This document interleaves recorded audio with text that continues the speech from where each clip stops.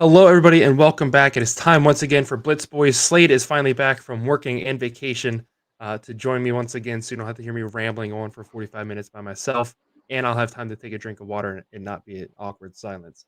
We have a lot to talk about. We have coaches getting fired already at this point in the season, coaches on the chopping block coming up next. We also had a lot of interesting games happen this past week, and we have a lot to talk about. So we're going to go ahead and get started on this week's edition of Blitz Boys.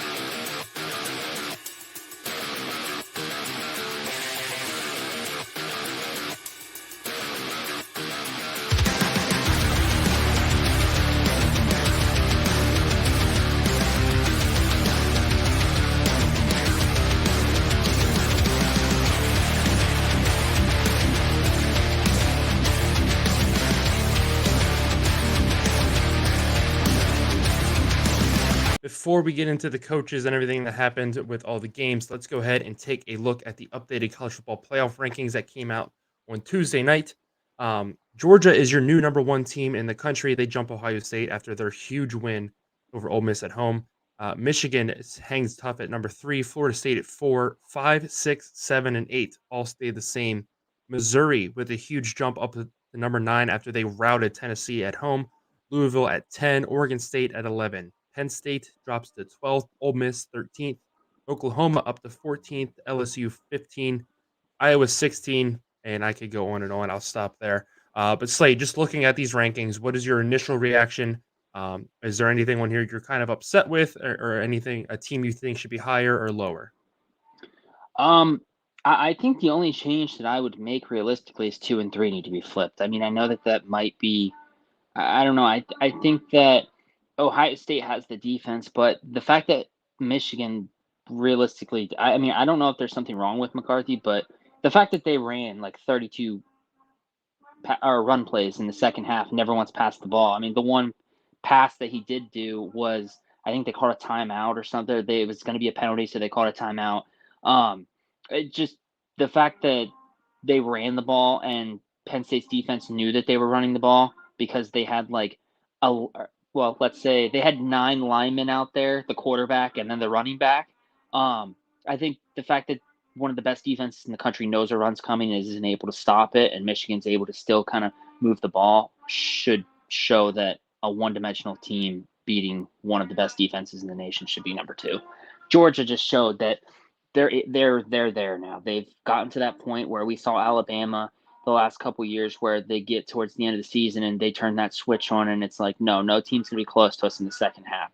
There's just those type of coaches that you see that when they go into the locker room at halftime, they're able to make the adjustments and they come out and it's like a whole different team. Yeah. Yeah, I mean, I feel like a lot of us have been very harsh on Georgia so far to this point in the season. And I feel like that's rightfully so. To start the year, and maybe it's just because of the expectation and what we've witnessed the past couple of years leading up to this. Obviously, there was a huge turnover on that team. A ton of guys went to the NFL. And so there's expected to be a drop off. But I mean, their drop off is instead of beating Bowling Green by 75 points, they only beat them by 45. And we were like, is Georgia really that good? And now here they are. Now they did still struggle in season, especially against Vanderbilt, obviously. Um, but now here they are, and they look like they're gaining more and more momentum week over week. And they looked so impressive. Now, I mean, we've talked about it before with the Ole Miss and especially the Alabama game. They've really seen the struggle in these big environments. They were hanging tough to start, and it's like, all right, maybe this is a different Ole Miss team. The second half was a completely different story. And again, more and more questions about Lane Kiffin and his ability to get his team to that next level. This was going to be their season, I feel like. Now we'll have to wait and see who comes back next year. But I really feel like this was their chance if they were going to make any noise in the SEC. This was going to be the year. Um, the other two things I'm kind of upset about with these rankings. One, Tennessee is still way too goddamn high for 18. Um, they have three ugly losses now. Two ugly losses and one, I guess you could say they hung around with the number 8 team in the country.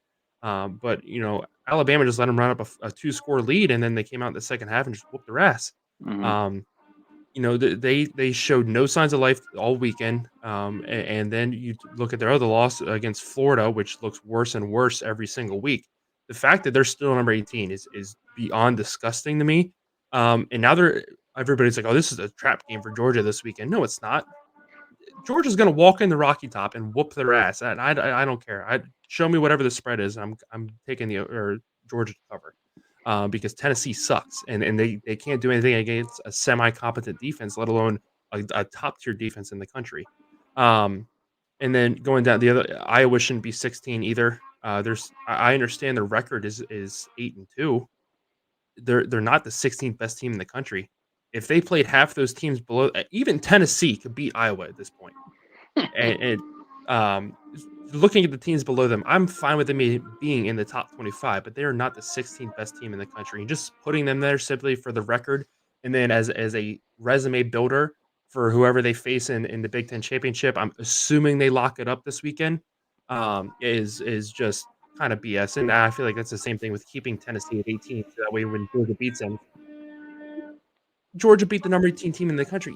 Yeah, but they're not that in our rankings, Tennessee's not even in the top 25 because they don't deserve to be there. They haven't been there in a couple weeks. Have you seen the comparisons between Iowa's defense and USC's defense?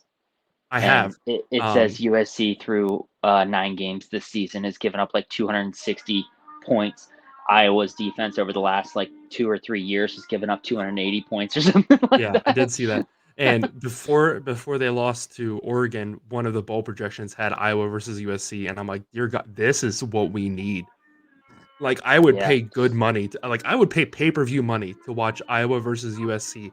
And then the latest bowl projections came out this weekend, and as USC versus Oklahoma in the Alamo Bowl, and I was like, "If there is a God, that football game will happen." Like, I don't care what deals need to be made, that game needs to physically happen. And, like, I don't Wait, care. USC versus who? Oklahoma. Oh yeah. So Lincoln Riley versus his Yeah, former yeah. team. Now, I mean, that's if he's still there. Obviously, a lot of rumors about him. We just drove by outside and just screamed, so that was cool. So a lot of rumors about him possibly going to the NFL and all this other stuff. We shall wait and see. But um, so those are your Do you, updated do rankings. you think he gets to keep the house? I mean, I would. Because he got 24-hour access to the private jet. They bought both his houses in Oklahoma so that he didn't have to sell them, and Mhm. they bought him a house in LA, or Southern California. Yeah, I mean, pretty great deal. And yeah, it's just I'm ready to get into coaching talk here in a little. Yeah, let's go ahead. Let's do it. Let's move on here. The biggest news came out on Sunday that Jimbo Fisher was being relieved of his duties at Texas A&M. Um, Not surprising. Obviously, he was on the hot seat, and then I thought he had done enough this year to save his job.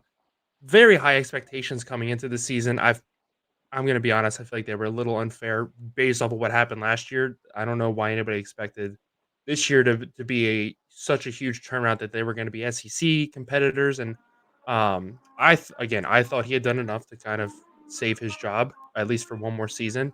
The boosters did not think so. The amount of money and the thing The that came out that 12th I man thought was foundation. of when I saw that check, I was like, "That's got to be Photoshop." There is no That's physical way oil that's money. real.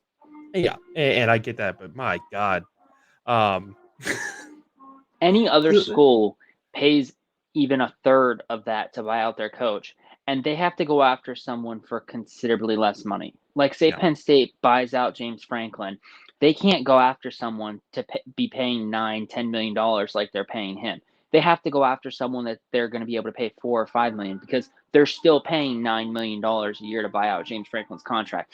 Not Texas A&M.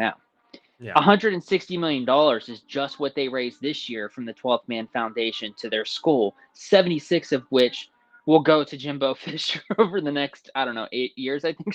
7 years is what they divvied up, right? Or I don't know how many years it's divvied up, but it's like he gets like $21 million by the end of next year. And then after mhm, that, it's $7.5 million every year till it's done. yeah. I mean, everybody's talking about and with this contract, he didn't have basically what it comes out to like a no compete. Like he can go to a different Mhm. school and coach, and he's still going to get paid the same amount of money. Double paid. If I'm him, I'm just done. I just go hang out on a beach with him and Coach O. The memes that have been coming out about those two hanging out at Mardi Gras and stuff together have been hilarious. But it's not wrong. I mean, Coach O is doing the right thing. He's like, hey, I got my money. I'm just gonna go hang out. I'm just gonna go tour the country, go to all these schools and stuff, and hang out. I think Jimbo should do the same exact damn thing. Just go work for ESPN or something and be a commentator. But you don't need the coach anymore. That I was mean, the we first thing that I thought.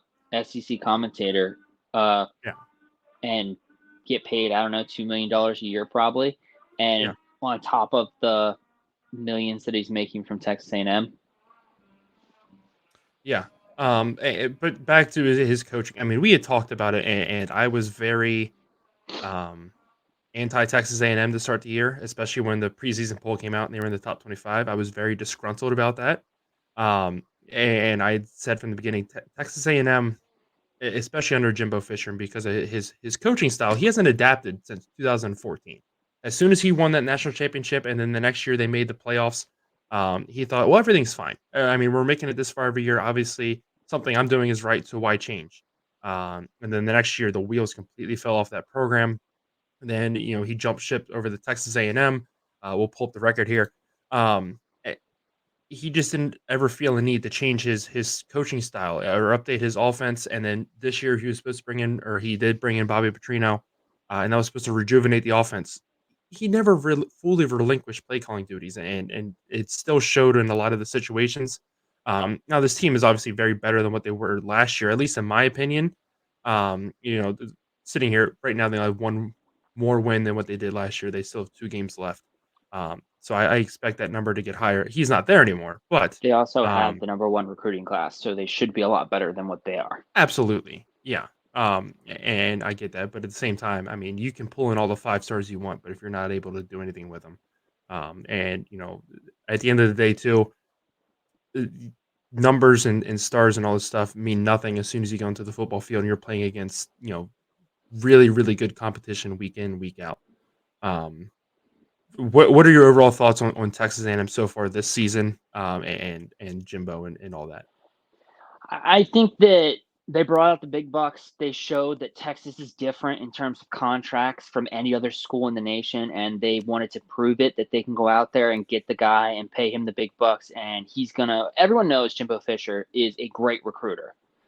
He brought in the Mhm. recruits to Florida State. He brought in the recruits to Texas A&M, and so I just think that they were expecting to be a bowl team at minimum every year. Like I think that their expectations were what we see from Penn State every year. That they're expecting to be 10-2 and lose maybe to Alabama, maybe to or 2 games to the big teams, but they're hoping to break through like once every 3 years and beat one of those teams, maybe both those teams and have a chance at making it to the playoffs. I just think that they didn't see that. I mean, it took forever for them just to get him to relinquish him calling the offensive plays, bringing in an offensive coordinator that they were going to let call the plays. And Mhm. then they finally got that, and it didn't seem to really change all that much. I just think that their expectations were a lot higher. I also think that they wanted to do this for a while. That's why it comes as a surprise as to why they fired him with 2 games left in the season, with really no huge names on the market to be brought in right away.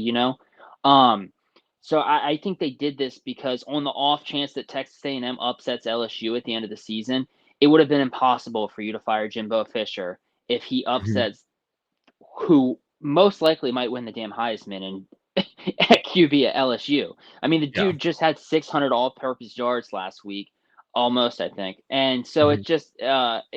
I think that on the off chance that they were able to hang very close with LSU or somehow upset them, it would have put them in quite the predicament and not be able to get rid of him for another year. So I think they pulled the plug 2 weeks left in the season, and it's just really hilarious because it comes right after they beat Mississippi State like 51-10 or something, and Mississippi State then fires their coach the next day or later in the day. It's Yeah. just like, I mean, you had to if you're Mississippi State. You just got whooped by 40 points, and Yeah. that team fired their Um, coach. Not only fired them, said, "Here's $76 million. Go sit somewhere on a couch." yeah.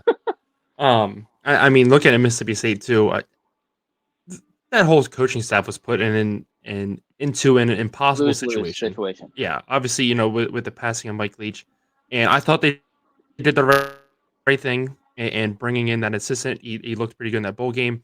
obviously that entire staff had ties to the recruits, and a lot of those recruits wanted to stay with the team as well. So I think they absolutely made the right move. He was not ready for a head coaching position, especially in the SEC. And they made obviously a lot of mistakes on and off the field this year. Um, so hopefully he gets another defensive coordinator job or something somewhere and builds his resume back up to once again hopefully get that chance and get more experience. But I mean, getting thrown into the SEC West of all divisions. Now I think it would have been a completely different thing.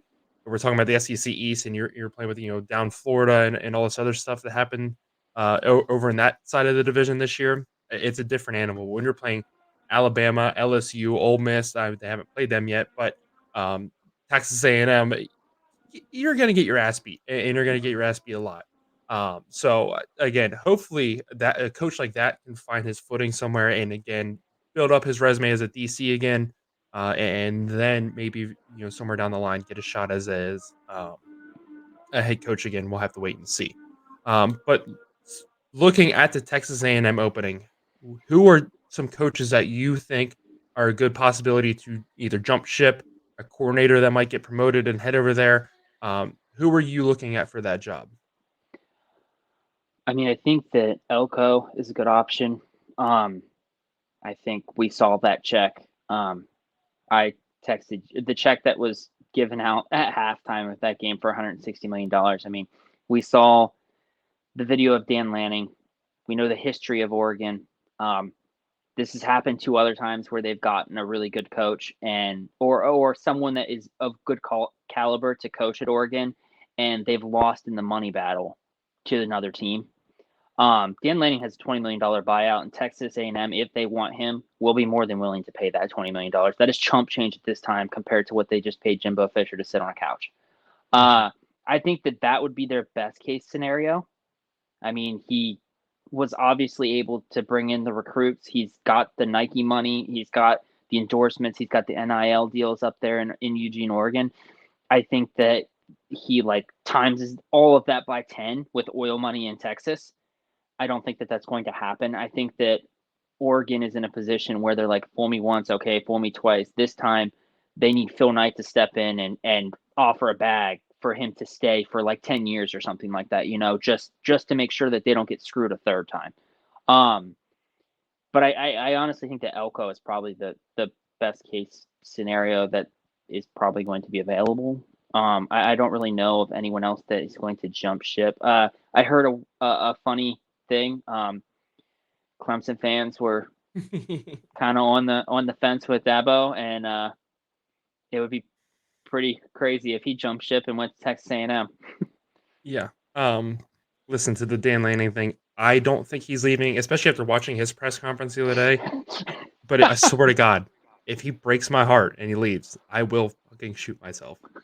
Full stop. I'm done. You're gonna get I this am off done. YouTube. I named my son after you, and this is how you're gonna treat me.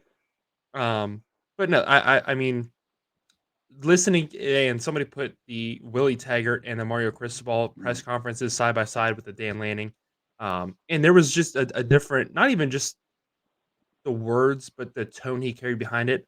The other coaches were just like, "Oh, why would I leave? There's no reason to leave. Like I'm here. I'm the coach here." Shane And Beamer.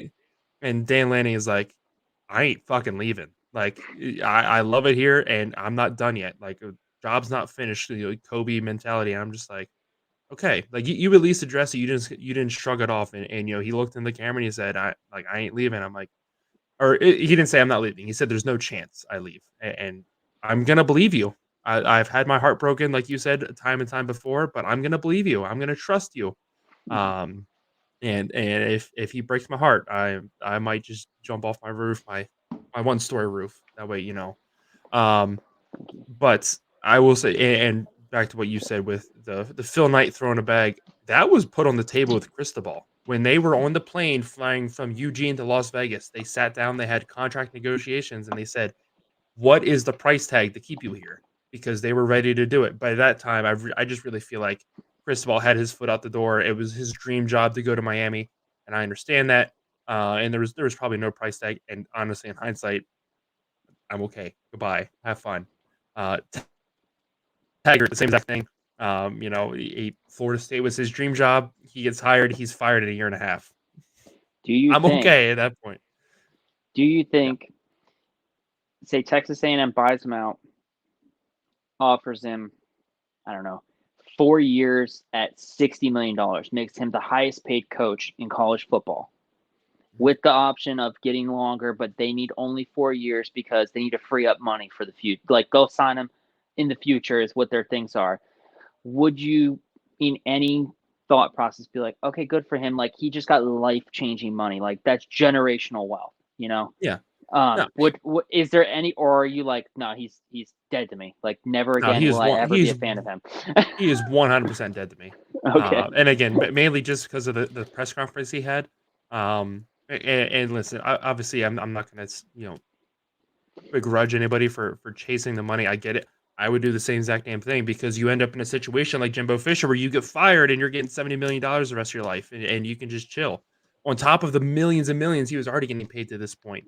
Mm-hmm. Um, but I think the things that are kind of helping the case for Dan Lanning staying is one, they're jumping to the Big Ten next year. So the school is going to be bringing in more money outside of what the Pac-12 could give them, in just media deals, Mm-hmm. and that's not even talking about the other benefits and stuff they give.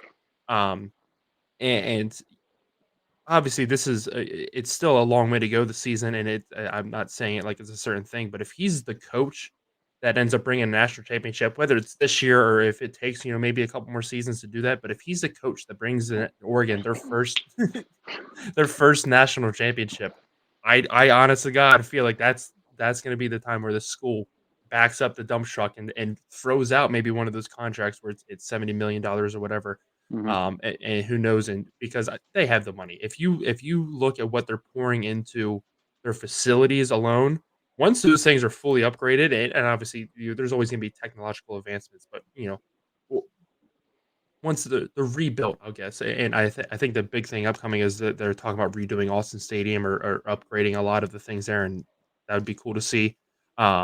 But I really feel like he said, the other thing is I feel like it'd be difficult to get a lot of those recruits because he's signed one of the best recruiting classes right now in the country. I feel like it'd be hard, and obviously some of those guys are committing to the coach, but a lot of them are like me, who they grew up and they watched Oregon, they saw the uniforms, all this other stuff. Even Johnny Manziel's like, when I committed to Oregon at first, like that's why I did it. Is I love Chip Kelly, but I love the Oregon culture and stuff, and then I was like, I just want to stay home.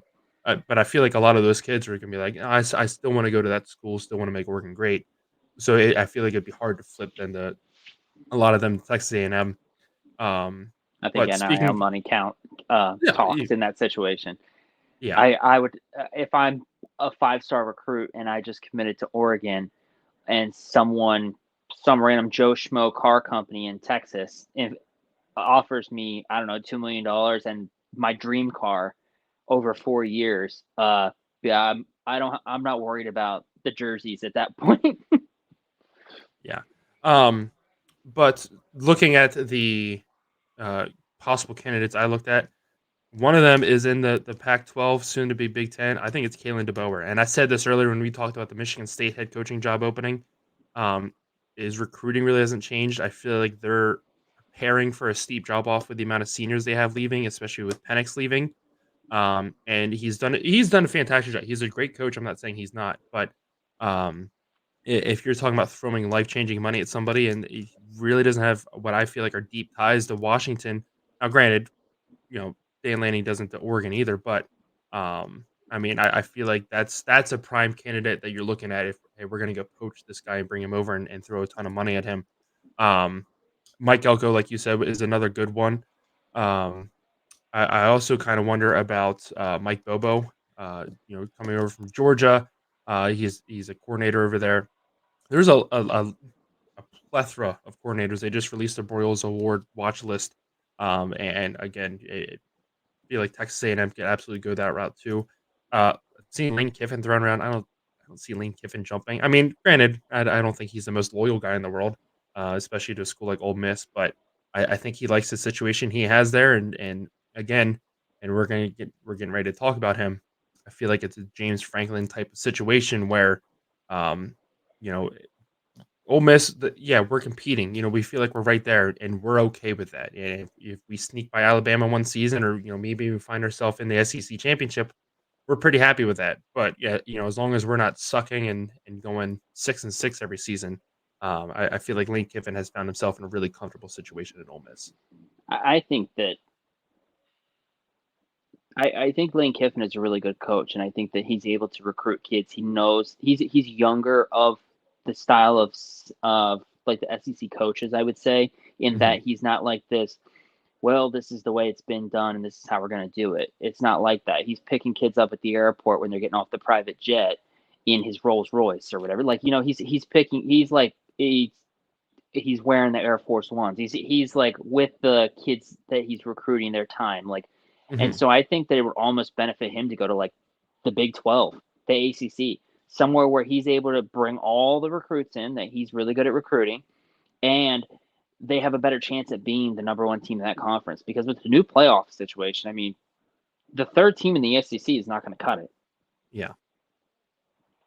Um, but we briefly mentioned him, so let's go ahead and let's talk about James Franklin and Penn State. I made a what, probably like a 3-minute video on TikTok. I was gonna do a longer video on YouTube, but we've been a little busy this week. I might do it next week, and we'll see. Um, but I want to get your thoughts first as a Penn State fan. I mean, we've talked about James Franklin before. I know we talked about it after the Ohio State game, but I feel like Saturday was just the perfect embodiment of James Franklin. So I just want to get your thoughts on him, on the game, the whole situation, and then we'll probably have a very long. This might be a nice long discussion on James Franklin, but I'll let you start it off since you're the Penn State fan here. So I mean, obviously, I had picked Michigan in this game. I don't have the faith that Penn State is going to be able to go get over the hump. I mean, this was the year. This was the opportunity. They had the best quarterback that they've had there at the school in previous years. They've had the best defense that the school has had in years. I mean, this was the opportunity this year.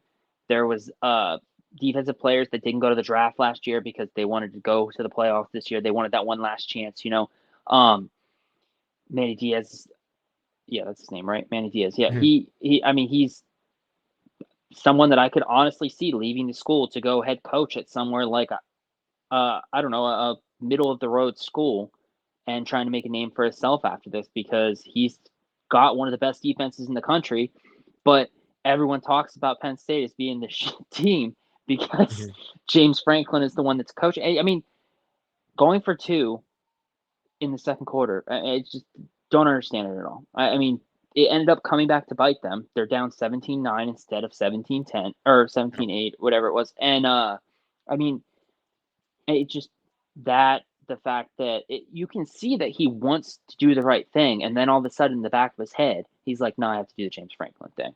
Like, 9 minutes left in the fourth quarter, he against Ohio State, he went for it. They turned the ball over, and Ohio State had the ball for scored the game-winning touch or scored the pull ahead Ceiling, touchdown. yeah, Yeah, yeah. and so 9 minutes left in this game, same exact thing. He punts the ball away.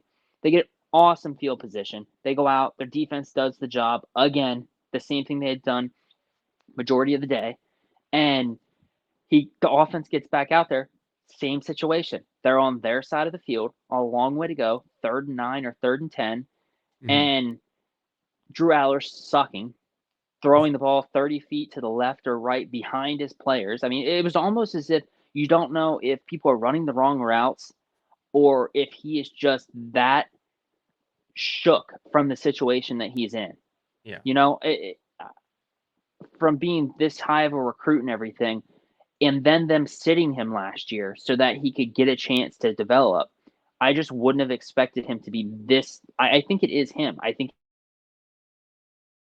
that he's missing throws. And so, I mean, you put him in a situation where here we are, it's 3rd and 9, 3rd and 10 every drive, almost every down, four downs, and then you get it to where it's 4th and 10 and or 4th and 9 or something like that with 4 minutes and 20 seconds left. Punt it again, give your defense one last chance to stop them.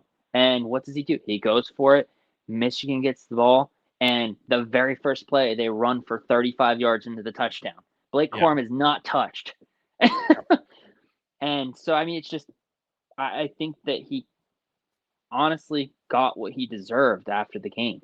I mean, never did I think he expected, and you could tell in the press conference, he was shook by what just Yeah, I happened mean, up there. we were talking They about it. booed the fans stand in the tunnel after the game, after they come down out of the stands.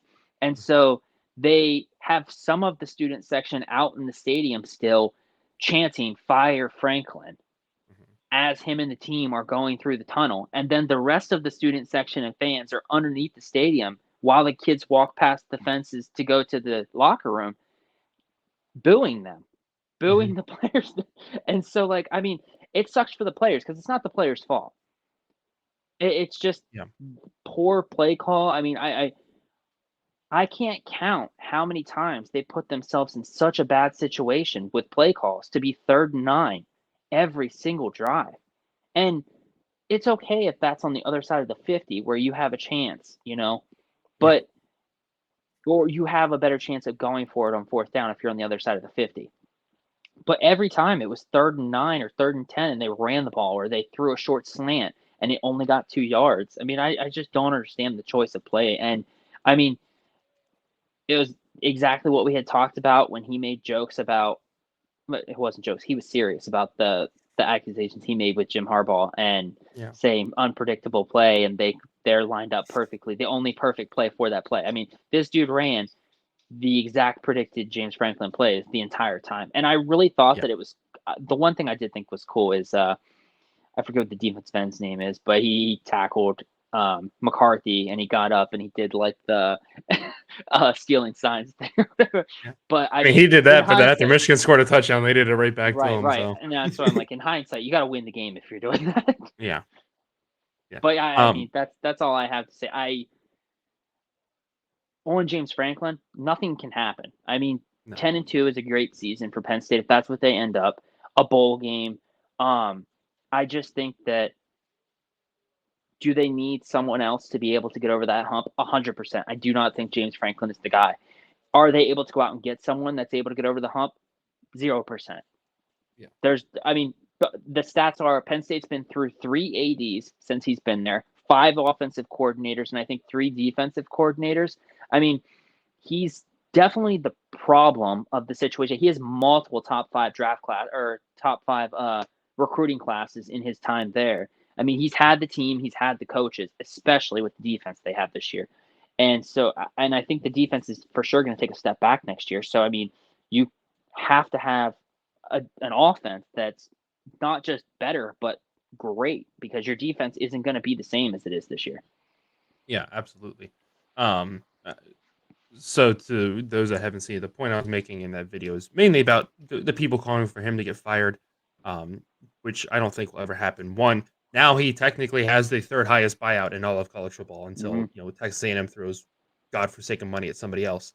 Um, but I mean, he leveraged Penn State into giving him that 10-year deal, and now not only are they stuck with it, but again, I really feel like Penn State is comfortable as long as they are going 10-2, 9-3 at worst, and getting to a New Year's Six bowl game, and they get more media money and all this other stuff, and they're in the perfect conference because the Big Ten is signing bigger and bigger deals, and they get a ton of eyes on them because every year the media sits here and they goes, well, is this going to be Penn State year? Are they going to be able to beat Ohio State or Michigan and get back to the Big Ten championship game and maybe into the playoffs and so on?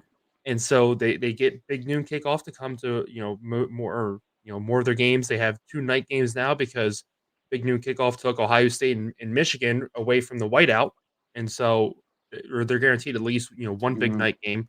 And then, as we've seen the past couple of years too, it seems this year was West Virginia. They made it a night game to kick off the season. Everybody is fighting for a piece of the pie to get into that atmosphere, and Penn State loves it because they get more money. Um, and so, again, Penn State's okay with it, and we'll get him next year. Kind of mentality they have. And a lot of their other sports are doing really well. So, I mean, that kind of helps. Obviously, wrestling is the pinnacle of their sport.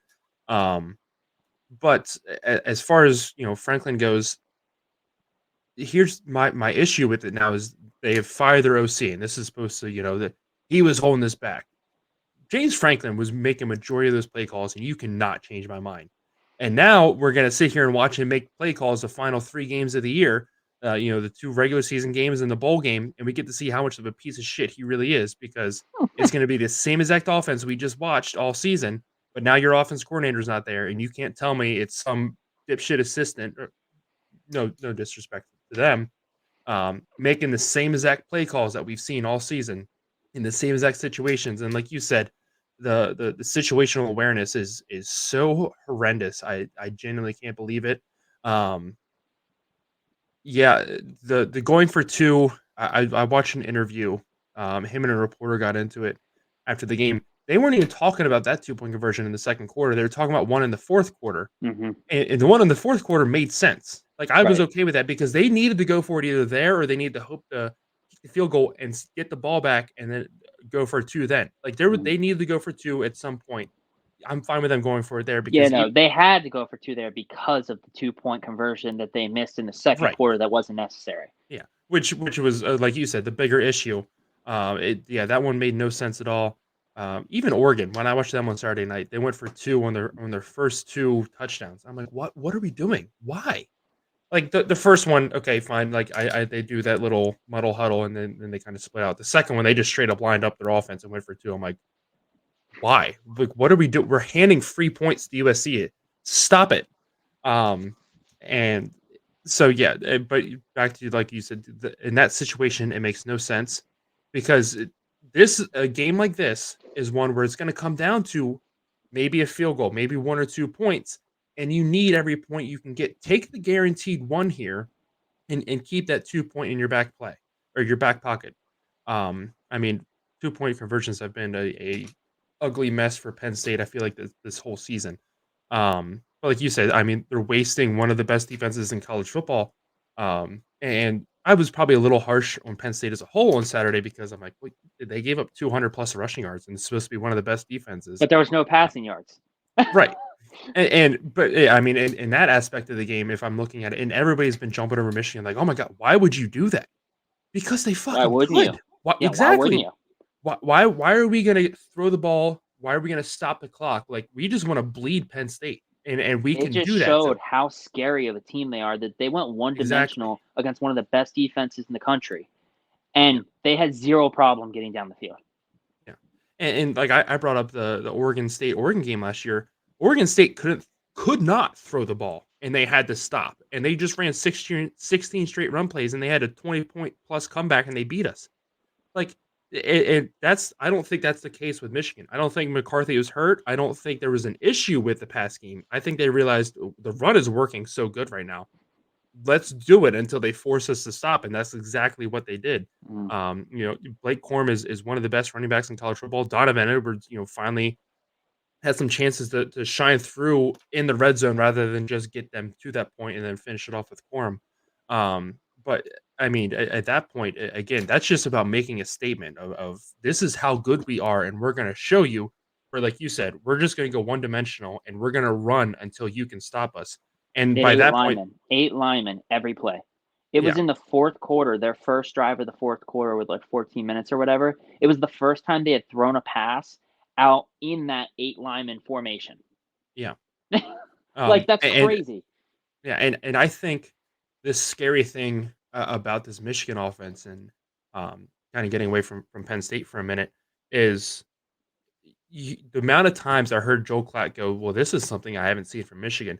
The wrinkles they were throwing out, and I don't feel like they unveiled that much. I really feel like they have basically the Bobby Boucher, red notebook tucked in their back pocket, and they're saving that for Ohio State because they caught Penn State off guard multiple times with their offensive fronts, the different kind of route and things they ran. Um, and the fact that they did all this without their head coach, I thought was the funniest part. Um, Yeah, no, so go ahead. I think that in the first quarter and a half, they did throw the ball. I mean, JJ McCarthy was Mhm. 7 of 8 or 7 of 9 at the end of the game, but it was for like 60 or 70 yards or something like that. One of those plays was the bulk of that yardage. So I think that they saw that Penn State's pass defense was all that it was talked about, and they weren't ready to put themselves in a situation of the possibility of turnovers and losing their opportunity of getting a score.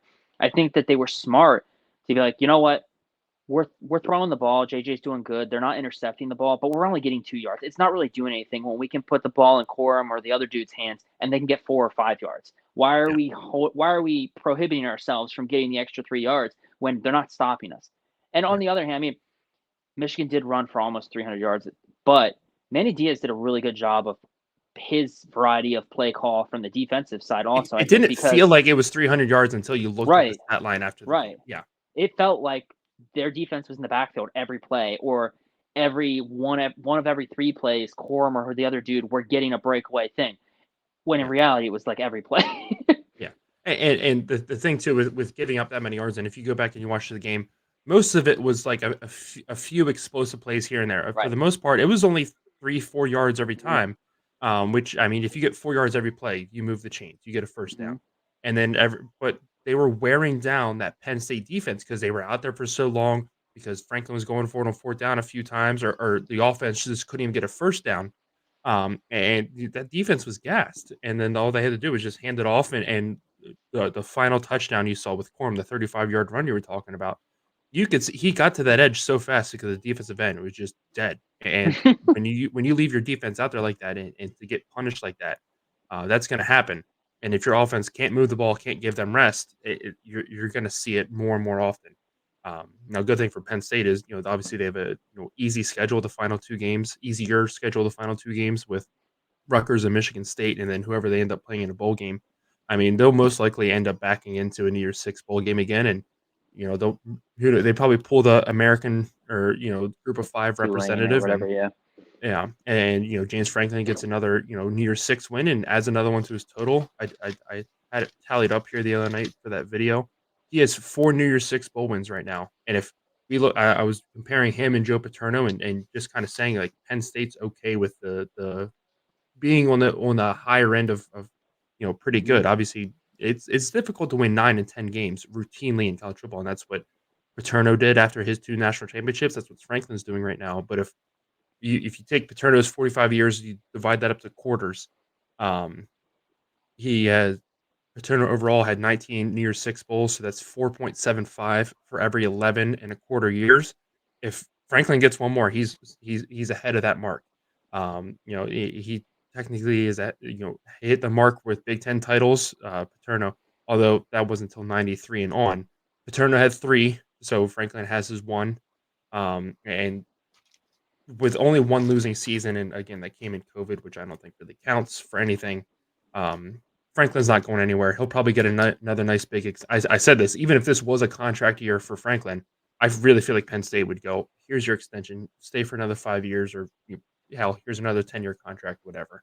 And I think that's just what Penn State is, and until a huge, say that, I don't even think if they had like a god tier offensive coordinator on that team, and showed how good they were, they would let him walk, just like they did with Joe Moorhead. Joe Moorhead was the best offensive coordinator they had in years. They let him walk. He went to Oregon for, I think, his season, and now he's at Akron. Just absolute asset head coaching, but he's getting a nice paycheck and he's around his family, so he doesn't care. Um, let's move on, and we'll look at the Week 11 wrap up. Slade, who was your most disappointing team of Week 11? Most disappointing team, I think it's Ole Miss. I think that they have to find a way to play defense. I don't understand. Like we had talked about, he gets the recruits and everything, and you have to have more than the offensive recruits. I mean, this has been their problem all season. Every loss that they've had, it's almost the same thing as LSU. Mhm. Daniels can go out there and score 40 points every game, but if the defense gives up 45 points, he can't do anything about it. He scored on every offensive play, every offensive drive. Just can't Yeah, do anything. I do think that they're going to definitely have to do something. I know that he almost has a team that should be in the Pac-12. Plays yeah, really good offense, but not a lot of deep. And it's not a hit at the Pac-12. That's just their style, you know. yeah, And I just feel like Ole Miss doesn't play SEC football, and it's biting them in these big games. yeah, absolutely. My most disappointing team, I went with Nebraska. They had a chance to lock up a bowl berth for the first time since 2014. They had a bunch of momentum behind them. They're coming off, an ugly loss, a game they should have won at Michigan State. everything's in front of them for the Big 12 West as well. And they just completely, I mean, Hardenberg gets hurt. That obviously sucked. And then they, for some reason, put Sims back in at quarterback. He throws an interception. He fumbles the ball, does all this stuff. They bench him. They put the third string in. They get inside the red zone. They're driving. All they have to do is kick a field goal and they're leading. And they ran the right play. I wouldn't have run or thrown the ball. I would have run it. But they throw the ball. The quarterback makes the right read. He just throws the wrong ball. He throws a laser instead of lobbing it, and just hits the defensive back right in the face, and he picks it off.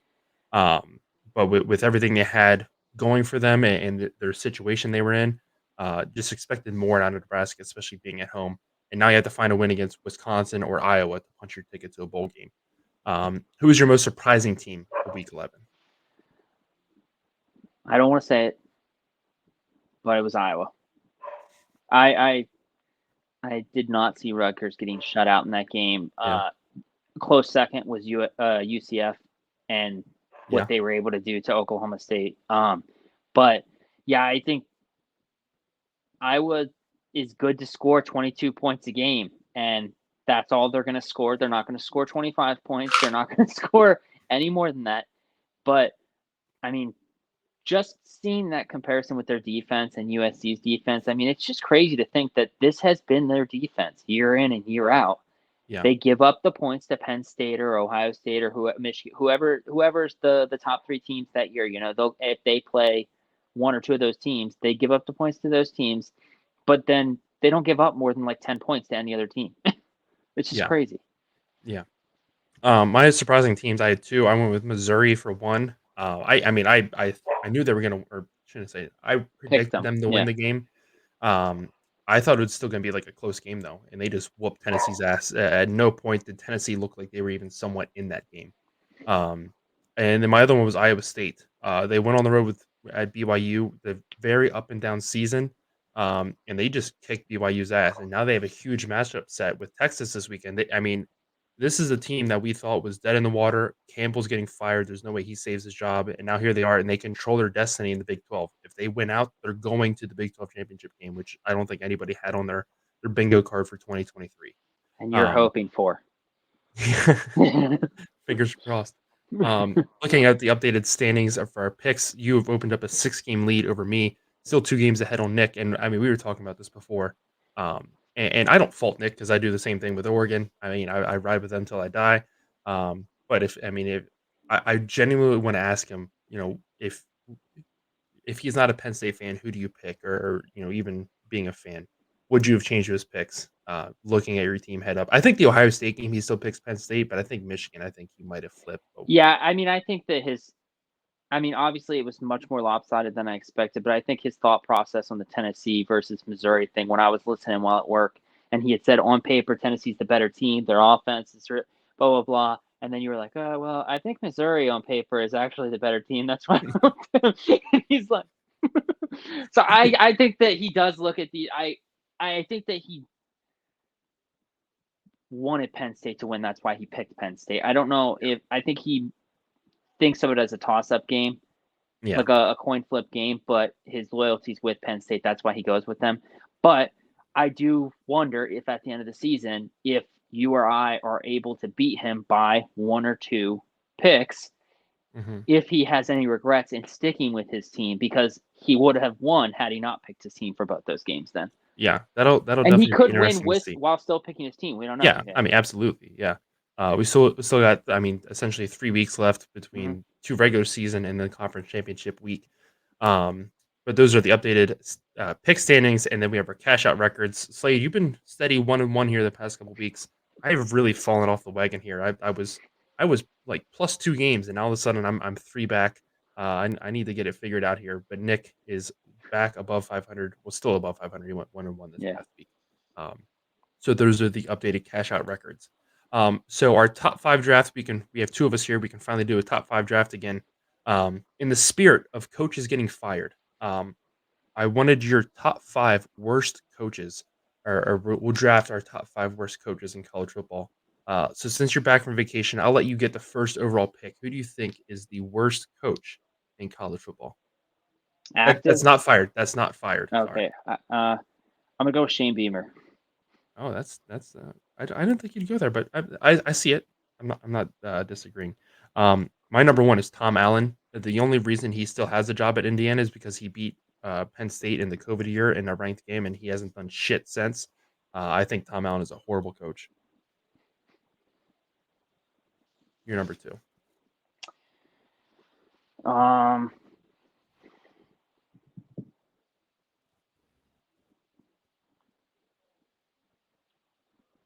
sorry. I'm gonna go with Iowa's head coach. He's just unable to change.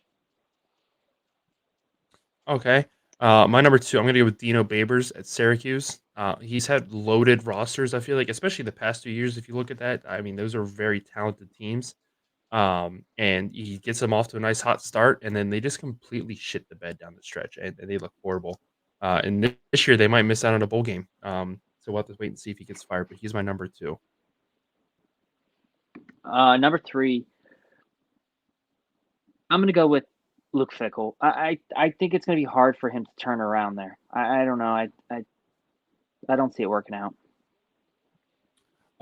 My number three, I'm gonna go with Scott Satterfield, one of the other coaches that kind of moved around in that little, you know, shell game.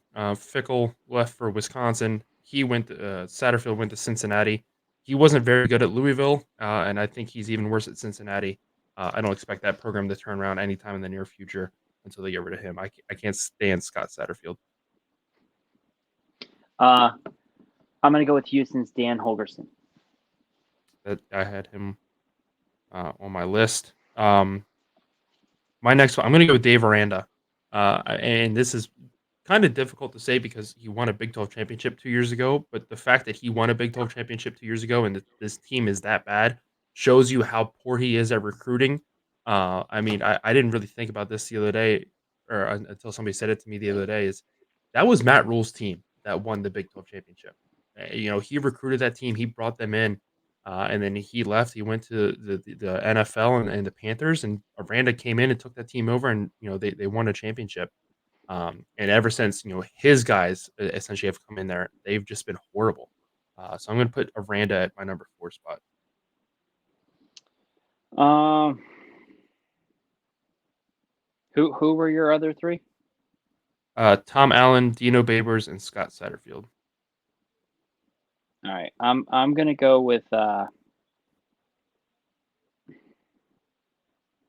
It sucks because I think he's doing decent this year, but Neil Brown, I think, just doesn't have it. I think that he's having a decent season, but I think that they were hoping for better. Yeah. My number five, it was a toss up between two Pac-12 coaches. But just seeing what he's done with this roster the past couple of years and how deep that roster is and how like flat on their face they've fallen. I'm going to go with Jake Dickert at Washington State. They started 4-0 this year and they sit at 4-6. And there is no way they win two games to go to a bowl game. And last year was Whoa, again the whoa, same whoa! thing. They might win the Apple Cup. You don't know. But no, I mean, there's no way Washington. I mean, they play Colorado this week. Colorado, Yeah. I think, is gonna might win that game, and then they have to beat Utah their final week to punch their ticket to a bowl game, which I don't see either. But no, just seeing how this team has fallen flat on their face the past 2 seasons, with the roster they have and how deep that team is, they should not be sitting at 4-6 right now. And the other one I was debating was Justin Wilcox. Just for the simple fact, again, he had a really good COVID year, and his name was getting floated around a bunch when Cristobal left Oregon. And good God, am I thankful that he did not get that job. But he was the other one I was flirting with. I'm going to go with Jake Dickert at number five for my worst coach in college football. My other one was Gonzalez at New Mexico State. New Mexico, you mean? New Mexico, yeah, sorry. Yeah. So that'll do it for this week's episode of Blitz Boys. It was good to have Slade back again. As always, we thank you guys for checking us out. Don't forget to join us Saturday morning for Out of the Tunnel. We'll be back. Slade will be there for once. So we'll have the whole gang together again. We'll preview week 12 for you guys and get you ready for that. No games to pick tonight just because there's not really that great of games the rest of the week. Thursday and Friday anyway to pick. But thank you as always for checking us out, and we will see you guys in the next video.